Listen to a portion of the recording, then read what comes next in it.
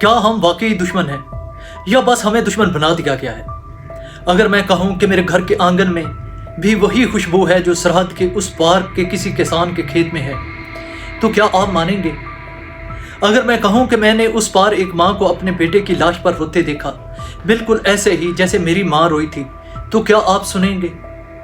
मैं सरहद पर रहता हूँ, पाकिस्तान और इंडिया के इस लकीर के एहन दरमियान, जहाँ नफरत की बंदूकें तो बहुत हैं, मगर दिलों में अब भी कहीं ना कहीं मोहब्बत की कूक सुनाई देती है।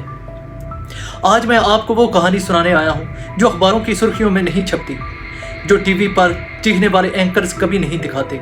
ये कहानी है उस लम्हों की जब दुश्मनों ने एक दूसरे के आंसू पोंछे। ये कहानी है अमन के ख्वाब की जो बार बार चिकनाचूर हुआ लेकिन मर न सका। आज हम जानेंगे कि पाकिस्तान और इंडिया एक दूसरे से नफरत क्यों करते हैं, कहाँ कहाँ दोनों ने एक दूसरे का साथ दिया और आखिर नफरत के पीछे छुपी वो सच्चाई क्या है जिसे कोई बताना नहीं चाहता। तो आइए इस कहानी को सुने दिल से, अकल से नहीं, क्योंकि शायद अब वो वक्त आ गया है सच को सुनने का और समझने का। प्यारे दोस्तों, अगर आप मेरे चैनल पर न्यू हैं तो आगे बढ़ने से पहले आप सबसे एक रिक्वेस्ट है कि यहीं पर वीडियो को लाइक कर दें।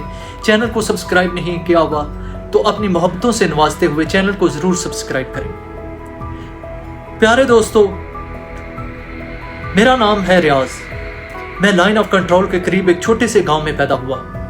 मेरे सामने पहाड़ हैं, पीछे वादी और दरमियान में वो खारदार तार जो हमें बताती है कि हम दुश्मन हैं। लेकिन एक राज की बात बताऊं, जब हवा चलती है तो ना इसमें वीज़ा लगता है ना परमिट, वो आज़ादी से दोनों तरफ बहती है।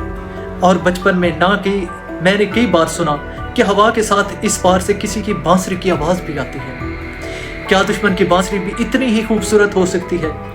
मुझे याद है बचपन में जब दिवाली आती थी तो दूर से रोशनियों की झलक दिखती थी। अम्मी कहती थी दुश्मन होंगे मगर रोशनी तो अल्लाह की रहमत है। हमें दुश्मन बनाया गया, एक लकीर खींचकर, एक नारा लगाकर, एक परचम थमाकर। लेकिन कभी आपने सोचा कि वो कौन लोग थे जो इस पार भी रोए और इस पार भी तड़पे? क्या उन्होंने जंग की फरमाइश की थी? क्या उन्होंने कभी कहा, क्या उन्होंने अपने बच्चों को यह दुआ दी थी कि बेटा फौजी बनो और जाकर किसी को मारो? नहीं, वो तो बस जीना चाहते थे जैसे आप और मैं। हर बार जब इलेक्शन आते हैं सरहद पर गोलियां तेज हो जाती हैं। क्यों?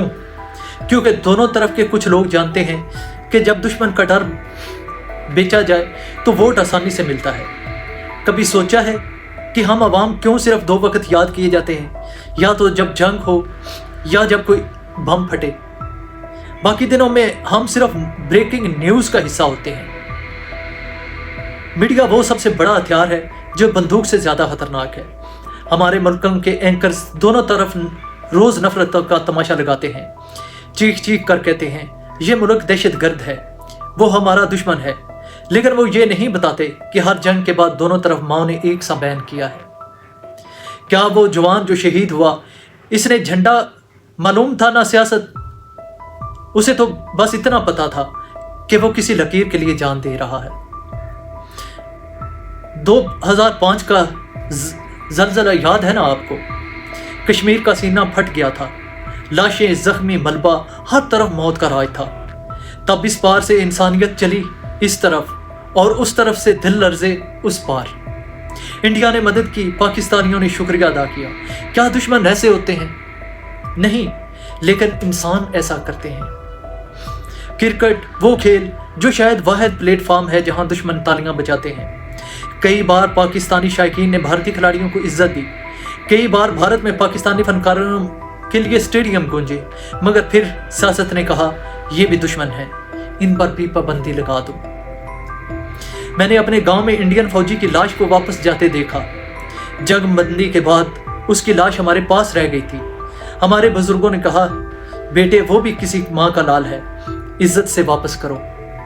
हमने इसे कफन दिया, दुआएं की और वापस किया। उस वक्त मेरे दिल में पहली बार ख्याल आया शायद हम इतने मुख्तलिफ नहीं जितने हमें बताया जाता है। मैंने यूट्यूब पर इंडियन ब्लॉगर्स को देखा जो पाकिस्तानियों के लिए तारीफ करते हैं। मैंने पाकिस्तानी तलबा को देखा जो इंडिया में पढ़कर आए और कहने लगे वहाँ भी लोग हंसते हैं, रोते हैं, दिल रखते हैं। फिर सोचता हूँ ये दुश्मनी कहाँ रह जाती है जब दिल से दिल जुड़ जाते हैं। नफरत एक बहुत बड़ा बिजनेस है। इससे मीडिया रेटिंग लेता है, सियासतदान वोट लेते हैं और असल असास कंपनियां बिलियंस कमाती हैं। हमारी लाशों पर, हमारे बच्चों के ख्वाबों पर इस पार भी यही चाल है और उस पार भी। कभी किसी इंडियन नौजवान से बात की है, अक्सर वो भी कहते हैं हम जंग नहीं चाहते, बस सुकून से जीना चाहते हैं। और यही मैं भी चाहता हूँ। बस इतना फर्क है कि उनकी यूनिवर्सिटियों का नाम कुछ और है, मेरी यूनिफॉर्म का रंग कुछ और, वरना हम सब के सपने एक जैसे हैं, घर, इज्जत, रोटी और अमन। क्या हम एक दिन इस लकीर को मिटा सकते हैं? नहीं शायद, मगर हम दिलों की दीवार जरूर गिरा सकते हैं। हम वो नस्ल बन सकते हैं जो अगली नस्ल को सिर्फ नफरत वर्षे में ना दे, बल्कि मोहब्बत की कुछ कहानियां भी सुना सके। मैं रियाज हूँ, सरहद पर रहने वाला। मुझे अब भी कभी कभी उस पार से किसी बांसुरी की आवाज आती है और मैं सोचता हूँ शायद वो भी सोच रहा हो, क्या हम वाकई दुश्मन हैं? शायद नहीं, हम बस दो दिल हैं जिन्हें दरमियान में बंदूक खड़ी कर दी गई है। हमारे बुजुर्ग जब तकसीम हिंद की बात करते हैं तो उनकी आंखों में एक अजब सा दर्द झलकता है। ना वो पूरी तरह पाकिस्तान के हो पाए, ना इंडिया के। वो सिर्फ इंसान थे जिन्हें दो रियासतों ने अलग कर दिया। दिल्ली से हिजरत करने वाला अली अहमद आज भी लाहौर की गलियों में बैठकर पुरानी यादों में खो जाता है। वो मेरा बचपन इधर रह गया था बेटा, मैं तो बस जिस्म लेकर आया हूँ। और ऐसी एक कहानी भारतीय पंजाब की है, जहाँ एक सिख बुजुर्ग गांव के बच्चे को बताते हैं, मेरा यार बशीरा इधर का था और ईद पर मेरे लिए मिठाई लाता। फिर एक दिन वो लकीर आ गई और मैं इसे कभी ना देख सका। नफरत की सियासत ने ये दुश्मनी दोस्ती दुश्मनी में बदल ली। सच तो ये है, तकसीम ने सिर्फ जमीनें नहीं बांटी, दिलों को चीर कर रख दिया। आपने शायद सुना हो कि भारतीय फिल्म इंडस्ट्री में सबसे बड़ी शख्सियत में कुछ पाकिस्तानी निजात थे। राज कपूर पेशावर से, दिलीप कुमार पेशावर से, मोहम्मद रफ़ी अमृतसर से। हमारी तारीख की बुनियाद में भी बहुत कुछ मुश्तरक है। याद करें 1965 की जंग, जब सियालकोट के पास भारतीय फौज के एक मेजर ने एक जख्मी बच्चे को उठाया और अपनी एम्बुलेंस में डाला। बाद में मालूम हुआ वो बच्चा एक गरीब खानदान से था, जिसे बाद में इस भारतीय मेजर ने इलाज के बाद वाघा पर वापस किया। ये कहानियां मीडिया पर नहीं आती क्योंकि इनमें नफरत नहीं बिकती, सिर्फ इंसानियत चमकती है। सरहद पर खड़े सिपाही शायद वर्दी में हो, मगर अंदर से वो भी इंसान होते हैं। कभी कभार दोनों तरफ के जवान आपस में इशारों से सलाम करते हैं, हाल पूछते हैं। मैंने खुद सुना एक पाकिस्तानी सिपाही को कहते, यार सर्दी बहुत है, चाहे भेज दो। और उधर से जवाब आया, तुम भेजते तो हम शायद पहले भेज देते। क्या ये वही लोग हैं जिन्हें हम दुश्मन कहते हैं? नहीं, ये वो लोग हैं जिन्हें जंग का हुक्म मिलता है, मगर दिल में वो भी अपने बच्चों के लिए अमन ही चाहते हैं। आज के दौर में जब यूट्यूबर्स और व्लॉगर्स दोनों मुल्कों के अवाम को जोड़ रहे हैं, कुछ अजीब सा मंजर बनता है। एक इंडियन यूट्यूबर जब पाकिस्तान आकर कहता है, मुझे यहाँ बहुत प्यार मिला, मेरा दिल छू गया, तो वो लाखों पाकिस्तानियों का दिल जीत लेता है। और जब एक पाकिस्तानी व्लॉगर इंडिया की गलियों में कहता है, यहाँ भी लोग हमें भाई समझते हैं, दुश्मन नहीं, तो इंडियन यूट्यूबर्स इसके गले लग जाते हैं। ये नई नस्ल शायद वो सवाल पूछ रही है जो बरसों से दबाया गया था। अगर हम इतने ही दुश्मन थे तो हमें एक दूसरे से इतनी मोहब्बत क्यों हो जाती है? मेरे बेटे ने मुझसे पूछा, बाबा इंडिया वाले बुरे लोग हैं। मैं चौंक गया। क्या मैं इसे भी वही जहर पिलाऊं जो हमें विरसे में मिला था? नहीं, मैंने कहा, नहीं बेटा, इनमें भी बच्चे हैं जैसे तुम, जो भेड़ें चराते हैं, गाना गाते हैं और जो जंग से डरते हैं। बच्चों की नस्ल वो नस्ल है जो अगर सच जान ले तो शायद आने वाला कल का दुश्मन ना बने।